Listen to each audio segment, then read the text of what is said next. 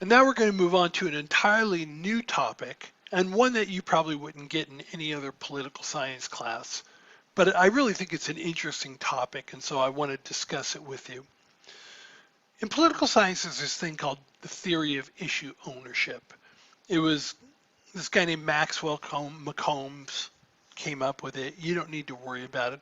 But it's a really interesting and important concept, and I'll explain to you why as I go through. So first, let's talk about what does it mean to own an issue when a party owns an issue. When a party owns an issue, it means that that party has a reputation for doing a better job handling a particular issue than the other party. Now, for those of you who are members of the Reform Party or the Green Party or any other party, I'm sorry, I'm not talking about your guys' parties if you're members, because you guys don't win elections. And as a political scientist, I'm trying to understand who wins elections and why. So once your party starts winning elections, you'll be introduced into this conversation. But for right now, when I talk about parties owning an issue, I'm talking about either the Democrats or the Republicans. One of the really interesting things about issue ownership is that people know which party owns which issues, unless they grew up in another country, right? And so they're unfamiliar with our political system. But even people who don't like politics, who don't pay attention to politics, what I have found in class after class after class, not just at College of the Canyons, but at UCLA as well, which is where I found this out, students know which party owns which issue. So let me go ahead and you can find out for yourself, see how many answers you get correct. On the lecture notes, I've listed on the left-hand side 6 different issues, and then it says Republicans, Democrats. And so if you printed this out, you can circle whichever party you think owns a particular issue. If you're doing it on your computer, maybe you can bold whichever party you think owns a particular issue. But let's go through them one by one. In terms of national defense, which party do you think has a reputation for doing a better job of handling national defense, Republicans or Democrats? Well, hopefully you said Republicans because they own that issue. Now, I have to stress this. I'm going to stress this many times over. That doesn't mean that necessarily the Republicans are better on national defense. Everybody gets to decide for themselves which party they think is best. So you might think the Democrats do a better job on national defense, but still know at the same time that the Republicans own that issue, that they have a reputation for being better at it. So let's move on to the next one. Education. Which party owns the issue of education? Republicans or Democrats? Well, hopefully you said Democrats, because the Democrats own that issue. Now, once again, it may be that you agree with the Republicans' positions, right? But you could still know that the Democrats have a reputation for being better on education. So I'm not just going to keep repeating that, but the same idea goes all the way through. Just because somebody has a reputation for doing a better job doesn't mean they necessarily do the job better than another party. You have to decide as a citizen which party you think does a better job. But that's separate from which party has a reputation for doing a better job. So for example, on the environment, which party do you think owns that issue? Which party do you think has a reputation for doing a better job handling the issue of the environment? Hopefully you said the Democrats. The Democrats own that issue. What about law and order? Which party tends to have a better reputation on the issue of law and order? The Democrats or the Republicans? Well, hopefully in that case you said the Republicans, because they own the issue of law and order. What about civil rights? Which party has a reputation for doing a better job handling civil rights? Democrats or Republicans? Well, once again, hopefully you said the Democrats, because they own the issue of civil rights. And then what about traditional values? Or traditional family values, however you want to call it. Which party has a reputation for being better on the issue of traditional values? Well, hopefully you said the Republicans. So now ask yourself, you'll have to ask yourself because I'm obviously not there. In the class, I have students raise their hand, which party they think owns a particular issue. And on average, anywhere between 90 and 95% of the class gets it right.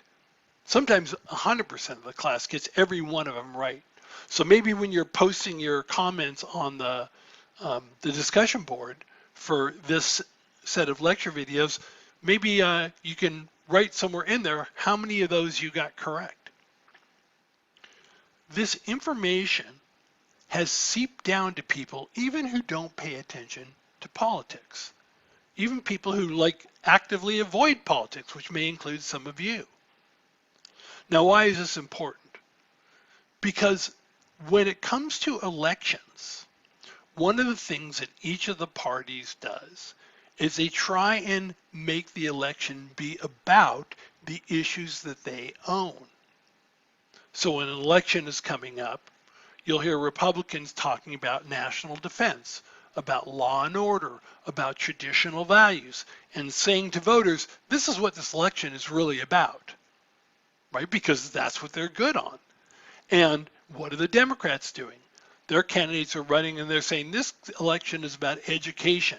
This is about the environment. This is about civil rights. And so each party is trying to convince voters that the election is about the issues that their party owns. That's the strategy. So if we're coming up to an election, pay attention to that when you hear candidates talking. Are they identifying the issues that their party owns as that's what they're focusing on? Now there are issues that are owned, but there are also things called performance issues.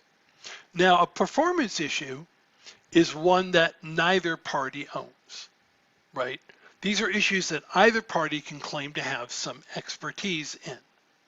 Usually these are issues that a party can claim to have had past success in. The economy is an example of a performance issue, right? The party that owns the White House, right? If there's a Democrat in the White House and we say the White House is like the center focus. If the economy is going well, then the Democrat, if there's a Democrat in office, the Democratic president will usually get credit for the economy doing well.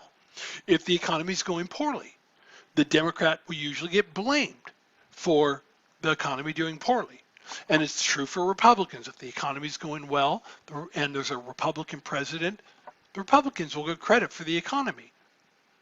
Same thing, if the economy is going poorly, Republicans will get blamed if there's a Republican president.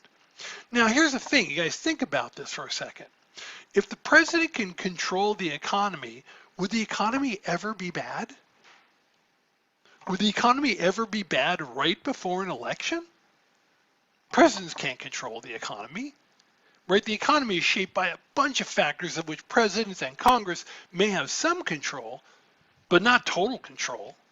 But nonetheless, we credit the president and the president's party when things are going well, and we blame the president when things are going poorly, and his party as well. That's the way performance issues work. And the same thing is true of war, right? When it comes to war, if there's a war going on and it's very popular, then the president will get credit for the war, and then his party will get credit for the war. If the war is going poorly, the president will be blamed for the war, and the party will be blamed for the war. So when it comes to performance issues, right? If it's a good performance, if the economy is going well, if the war is going well, this is going to help members of the president's party. If the performance is bad, then it's going to hurt members of the president party, whether or not the president actually has control over what's going on. This is just the way the American people look at things, and they use the president as kind of a shortcut for who to credit and who to blame. Because the world's really complicated and people want to simplify things. And so that's one of the ways they simplify things. So the theory of issue ownership is the idea that certain parties have a reputation for being better on some issues than the other party. Doesn't mean that you agree with them, doesn't mean that they're objectively better, it just means that they have a reputation for being better. When an election comes up, political parties emphasize those issues that their party owns. And performance issues also come into play. The economy is a great example, and probably the most common example. When the economy is going well, it helps members of the president's party. When the economy is doing poorly, it hurts members of the president's party. So, if you have any questions about that, you can post it on the discussion board.